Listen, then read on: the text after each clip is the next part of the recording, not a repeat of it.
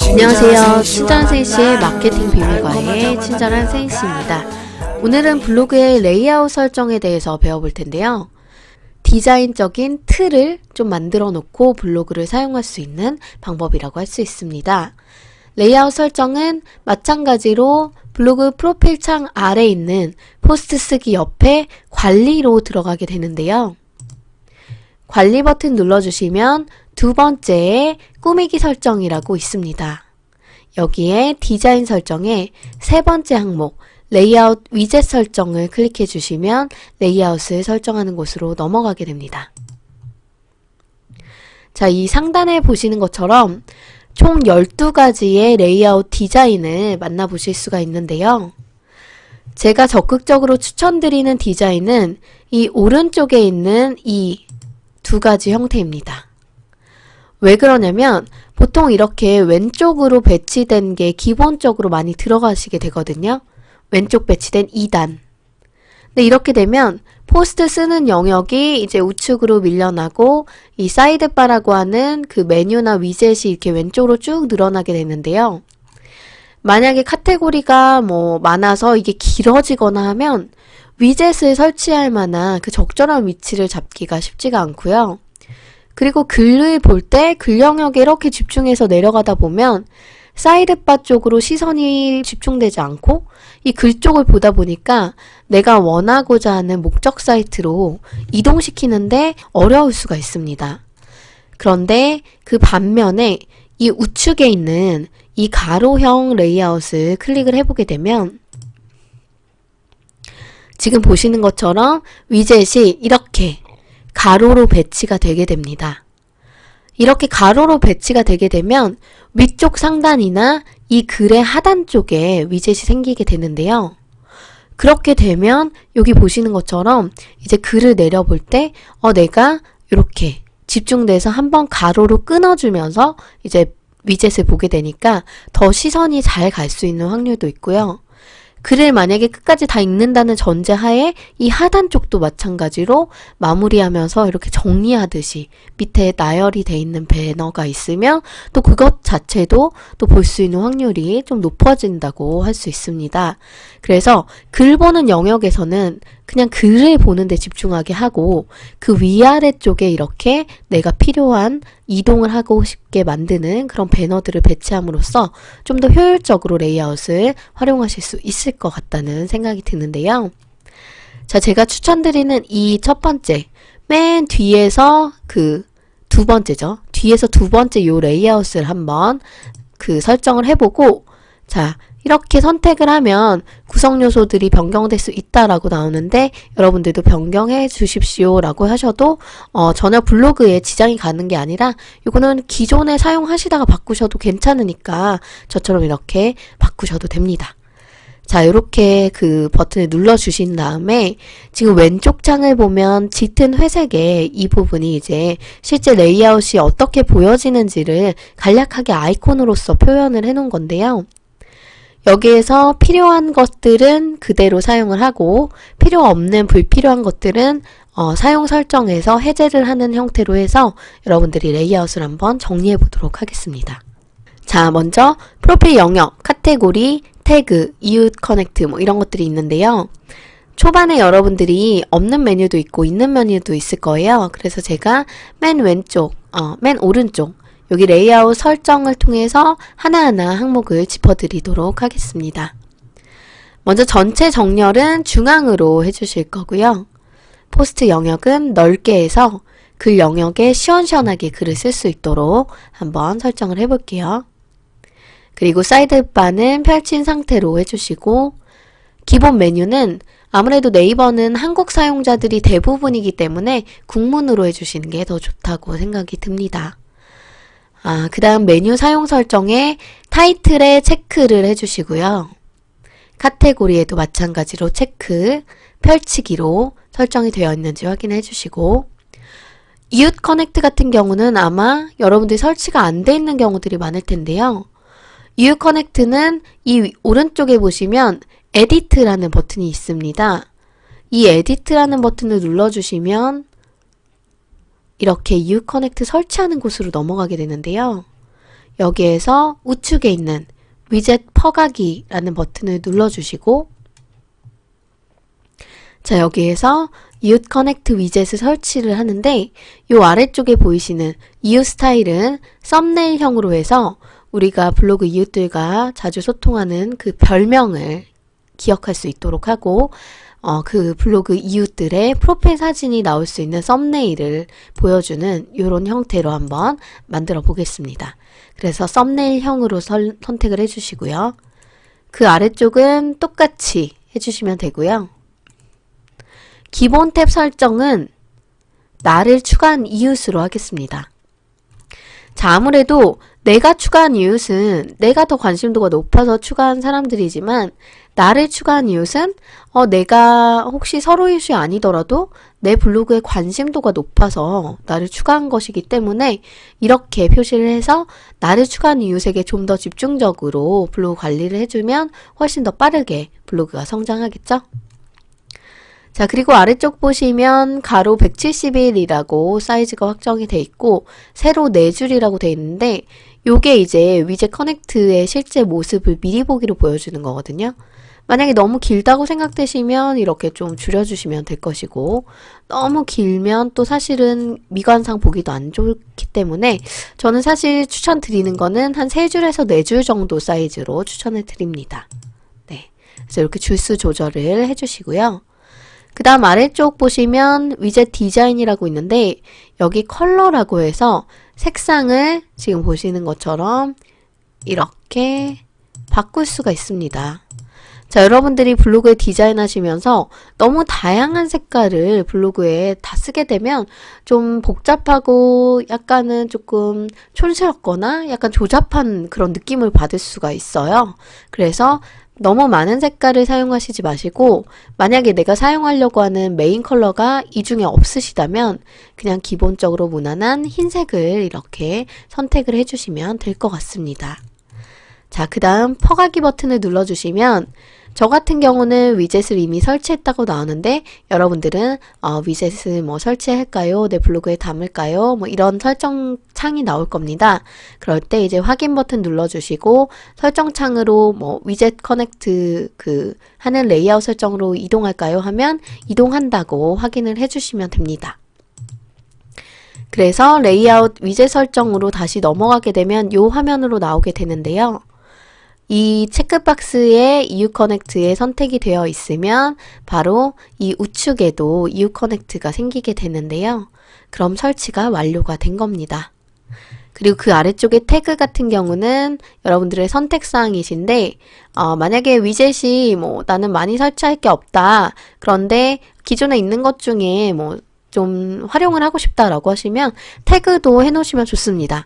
거기에 이제 인기 태그가 표시가 되는데, 여러분들 블로그에서 가장 많은 클릭이 되거나 가장 많이 사용이 된 그런 태그는 이렇게 인기 태그에 하나하나 항목이 나열이 되기 때문에 페이지 뷰를 늘릴 수 있는 효과를 좀 줄 수가 있어요. 그래서 오시는 분들이 그 키워드만 보고도 여기에는 이런 태그를 쓴 글들이 많이 있구나 라고 가늠을 하실 수 있기 때문에 사용하시는 것도 나쁘지 않다고 생각이 듭니다.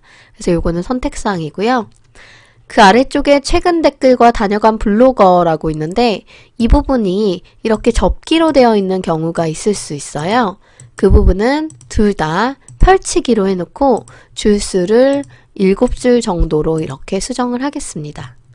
이 부분은 제가 한번 보여드리면, 제가 다른 블로그를 한번 보여드릴게요. 실제 설치되어 있는. 자, 이게 제가 기존에 실습용 블로그가 아닌 제가 직접 사용하는 블로그인데, 보시는 것처럼 최근 댓글과 다녀간 블로그가 이렇게 접기가 되어 있으면 어떤 사람이 왔다 갔는지, 어떤 글에 댓글이 달렸는지 보이지 않습니다. 그런데 이렇게 열기를 해주면, 펼치기를 통해서 해주면 이렇게 글 제목도 볼 수가 있고, 누구누구가 블로그에 왔는지 닉네임도 볼 수가 있습니다. 근데 이게 왜 중요하냐면, 예를 들어서 최근 댓글 위젯 같은 경우는 내 블로그에 있는 어떤 글에 대해서 누군가가 댓글을 달았기 때문에 사람들 심리가 다른 사람들이 관심 갖는 글은 뭐지? 다른 사람들이 댓글을 달 정도로 좀 관심 있어 하는 글은 뭐지? 이런 걸 한번 볼 수가 있다는 거죠. 그래서 페이지 뷰를 늘려주는 효과를 주고요. 다녀간 블로거의 경우에는 예를 들어서 눈팅 한다 그러죠. 사람들이 왔다가 그냥 보고만 나가는 분들도 사실 되게 많아요. 그런데 내 블로그에 한 번이라도 들어왔다는 것은 내 관심사가 내 블로그에 있는 글과 조금 이렇게 일치했을 수 있는 확률이 있다는 거거든요.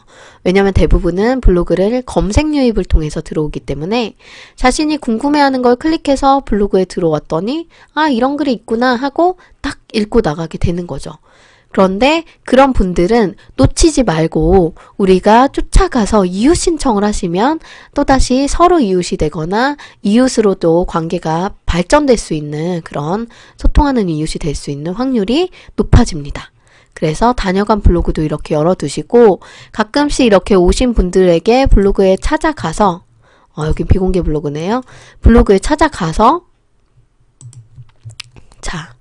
이렇게 그 블로그에 이웃 추가를 통해서 우리의 이웃들을 늘려가시는 방법도 이렇게 생각해 보실 수가 있을 것 같습니다. 네, 그래서 이게 바로 레이아웃 위젯 설정의 최근 댓글과 다녀간 블로거라는 위젯이었고요. 자, 그 다음에 그 밑에 보이는 이웃 블로그나 블로그 정보, 네이버 로고, 소셜 앱스 박스 이런 것들은 사실 그렇게 필요하지 않기 때문에 해제하셔도 상관이 없습니다. 그리고 그 아래쪽에 사업자 등록 정보는 말 그대로 상업적으로 이용하시는 분들은 반드시 활용을 해야 되는 부분이고요. 그 아래쪽에 콩저금통, 달력, 지도, 서재, 카운터, 뮤직 플레이어, 시계, 날짜, 환율, 명언, 방문자 그래프 이런 것들도 사실 그닥 중요하지 않습니다.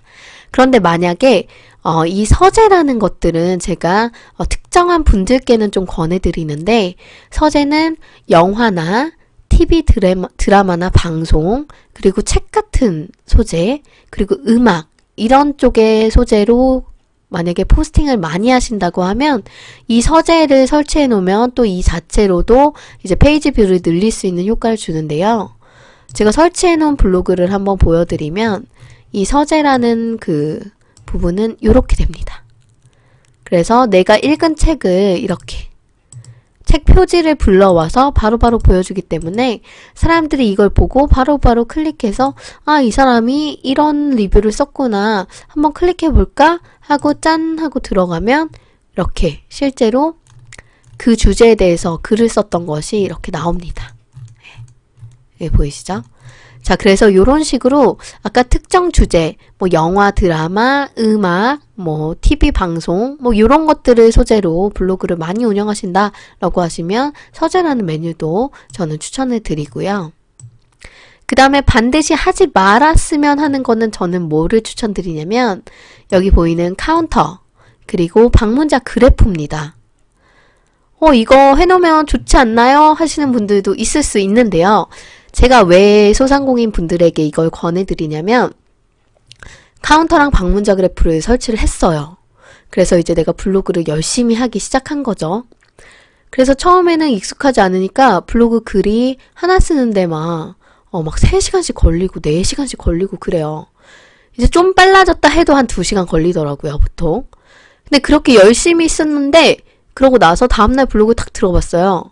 근데 방문자 그래프를 봤더니 조회수가 1명이에요. 근데 그 1명이 나네? 그쵸. 네. 이럴 경우 얼마나 내 블로그 운영하시면서 내가 그렇게 고생했는데 이렇게 아무도 안 들어오는데 내가 이걸 할 의미가 있나 이러실 수 있어요. 처음 초기 단계에 방문자 그래프나 카운터 같은 거 설치해 놓으시면 오히려 의욕을 좀 상실하실 수가 있습니다.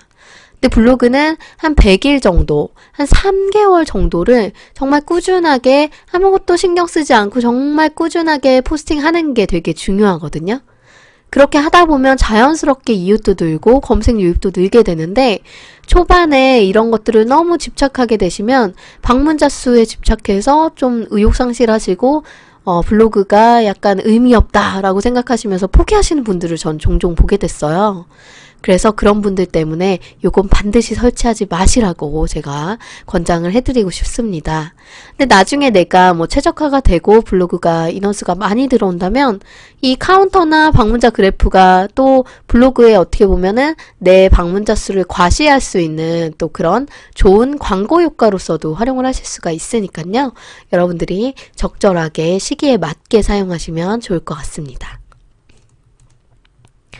그리고 그 아래쪽 보시면 CCL이라는 게 있는데요. 요 CCL이라는 건 말 그대로 그 저작권 보호에 대해서 표시를 하는 겁니다.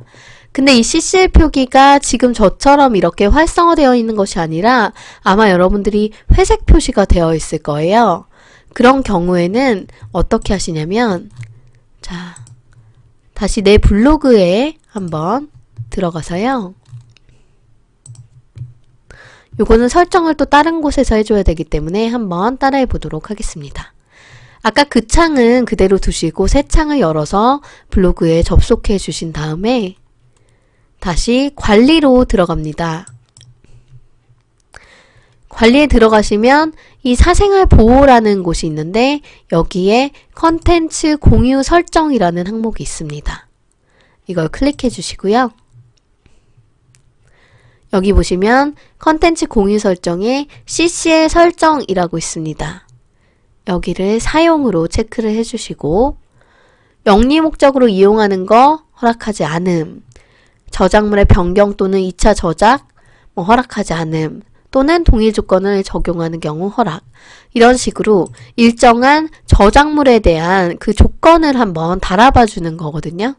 그래서 이 부분을 설정을 해주시면 예를 들어 누군가가 여러분들 블로그에서 무단으로 글을 막 가져갔어요.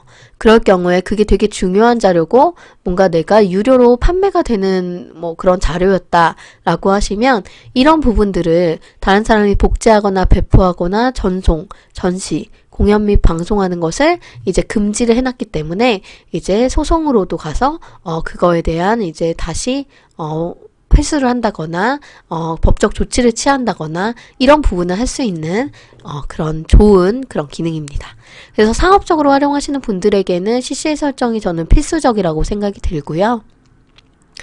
그 다음에 그 아래쪽 보시면 자동 출처라고 있는데 요거는 내 포스트에서 복사해서 붙여넣은 글이 11자 이상일 경우에 내 글의 출처 정보가 자동으로 남는 그런 기능입니다. 그래서 다른 사람이 내 거 글을 카피해서 가져갈 수도 있기 때문에 이 부분을 해놓으면 이제 출처 표기를 하니까 한 번 더 그분들이 이제 상기할 수가 있겠죠. 네. 그리고 그 아래쪽에 마우스 오른쪽 버튼 금지 설정 해놓으시면 이제 마우스 우클릭을 통한 복사하기를 방지할 수 있어서 이미지를 다른 이름으로 저장하기 뭐 이런 것들을 막을 수가 있습니다. 그리고 이렇게 설정을 마치시면 확인 버튼을 눌러주시면 되고요. 또다시 확인 버튼 한번 눌러주시면 컨텐츠 공유 설정이 완료가 됩니다. 그리고 아까 보셨던 이전 탭으로 넘어가시면 이제 CCL 설정에 체크를 하실 수 있게 이렇게 활성화가 됐을 거예요. 그러면 거기에서 체크를 만들어 주시면 이렇게 버튼이 생깁니다. 자, 위젯 사용 설정은 여기까지 할 건데 이제는 배치하시는 거는 여러분의 센스라고 보시면 돼요. 저 같은 경우는 긴 거 짧은 거 긴 거 짧은 거 이렇게 뒤죽박죽 있으면 보기가 안 좋기 때문에 길이의 형태가 좀 긴 것들은 이렇게 밑에 쪽 또는 왼쪽으로 정렬을 해주고 그 길이가 좀 짧고 그 일정하게 비슷한 크기는 동일한 위치에다 놔주고요. 그리고 이 검색창 같은 경우는 사람들이 검색 습관이 이렇게 우측 위쪽 또는 뭐 가운데 왼쪽 이런 데 있기 때문에 이 검색창 같은 경우는 이렇게 사람들이 자주 쉽게 찾을 수 있는 곳에다가 요런 우측이나 이런 왼쪽 끝 이런 곳에다 이제 배치를 해주게 됐습니다. 자, 그 다음에 밑에 보시면 뭐 RSS, CCL, 뭐 사업자 정보, EU 커넥트들이 있는데 이런 식으로 여러분들이 원하는 위젯을 설치를 해주시면 되고 자체 제작 위젯이라고 해서 직접 만들어 놓은 위젯 조차도 지금 이 똑같은 방법으로 이 아래쪽에 위젯 직접 등록을 통해서 등록을 하신 뒤에 이동을 해서 원하시는 위치로 변경을 하실 수가 있습니다. 자, 이렇게 블로그의 레이아웃 설정도 한번 다 마무리해 보도록 하겠습니다.